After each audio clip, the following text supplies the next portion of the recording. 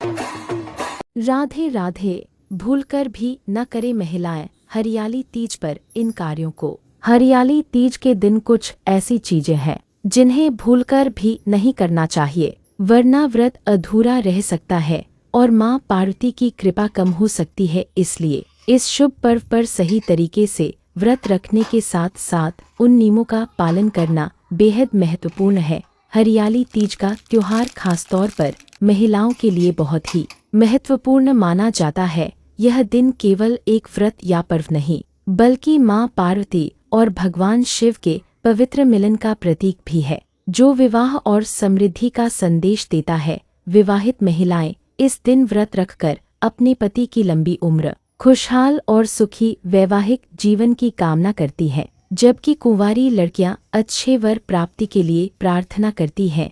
इस दिन की पवित्रता और महत्व को देखते हुए कई धार्मिक नियमों और सावधानियों का पालन करना आवश्यक होता है। वैदिक पंचांग के अनुसार सावन शुक्ल पक्ष की तृतीया तिथि की शुरुआत 26 जुलाई 2025 को रात 10:41 पर हो रही है और यह 27 जुलाई की रात 10:41 तक रहेगी। पंचांग और धार्मिक परंपराओं के अनुसार व्रत 27 जुलाई को ही रखा जाएगा। हरियाली तीज के दिन कुछ ऐसी चीजें हैं जिन्हें भूलकर भी नहीं करना चाहिए, वरना व्रत अधूरा रह सकता है और मां पार्वती की कृपा कम हो सकती है। इसलिए इस शुभ पर्व पर सही तरीके से व्रत रखने के साथ साथ उन नियमों का पालन करना बेहद जरूरी है, ताकि आपकी मनोकामनाएं पूरी हों और परिवार में सुख शांति बनी रहे। आइए जानते हैं हरियाली तीज के दिन किन किन बातों का विशेष ध्यान रखना चाहिए और किन चीजों से बचना चाहिए। अगर आप पहली बार हरियाली तीज का व्रत रख रहे हैं तो सबसे महत्वपूर्ण बात है कि यह व्रत निर्जला और निराहार होता है, यानी इस दिन न तो कोई भोजन करे और न ही पानी पिए। यह नियम व्रत को पूर्ण और सफल बनाने के लिए बहुत जरूरी है। खाने पीने से व्रत अधूरा माना जाता है और मां पार्वती की कृपा कम हो सकती है। इस दिन अशुद्ध वस्तुओं से पूरी तरह बचना चाहिए। चमड़े से बनी चीजें, अंडा, शराब, मांस, मछली आदि को न तो छूना चाहिए और न ही इनके आसपास रहना चाहिए। ऐसा करने से व्रत की पवित्रता भंग हो जाती है और व्रत का फल नहीं मिलता।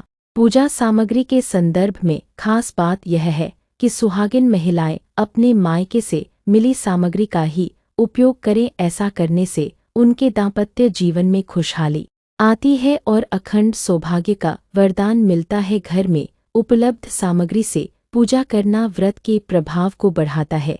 इस दिन काले रंग की चूड़ियां पहनना मना है, क्योंकि काला रंग इस अवसर पर अशुभ माना जाता है। हरे रंग की चूड़ियां पहने, जो हरियाली, समृद्धि और सकारात्मक ऊर्जा का प्रतीक है। इससे आपके जीवन में खुशहाली बनी रहती है।